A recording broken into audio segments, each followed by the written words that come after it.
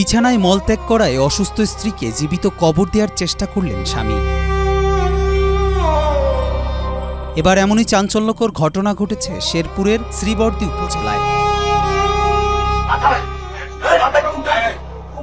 ৮ August দুপুরে অভিযুক্ত স্বামী খলিলুর রহমান তার স্ত্রী খোরশেদা বেগমকে ঘর থেকে টেনে উঠানে নিয়ে আসেন। এ সময় তার নাতি খোকন ঘটনাটি ভিডিও ধারণ করে সামাজিক যোগাযোগ মাধ্যম ফেসবুকে পোস্ট করেন, যা রাতারাতি ভাইরাল হয়।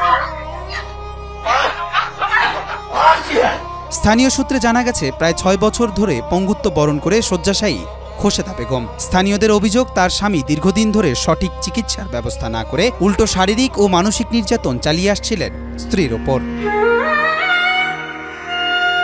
ঘটনার দিন ওই নারী বিছানায় মলত্যাগ করায় ক্ষিপ্ত হয়ে স্বামী তাকে টেনে হিঁচড়ে বাড়ির উঠানে নিয়ে যান এবং কোদাল দিয়ে গর্ত খুঁড়ে তার গায়ে মাটি চাপা দিতে থাকেন। এ সময় তাকে লাঠি দিয়ে আঘাত করতেও দেখা যায়।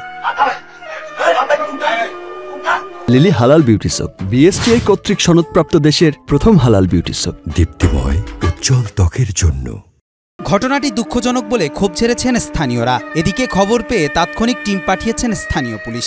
লিখিত অভিযোগ পেলে আইন অনুযায়ী ব্যবস্থা নেওয়া হবে বলে জানান শ্রীবর্দী থানার ভারপ্রাপ্ত কর্মকর্তা মোহাম্মদ আনোয়ার জাহিদ। ভিডিওটি সামাজিক যোগাযোগ মাধ্যমে দেখার পর মর্মান্তিক বলে উল্লেখ করেছেন শ্রীবর্দী উপজেলা নির্বাহী কর্মকর্তা শেখ জাবের আহমেদ এবং এ বিষয়ে আইন অনুযায়ী ব্যবস্থা নেওয়ার কথাও জানান তিনি।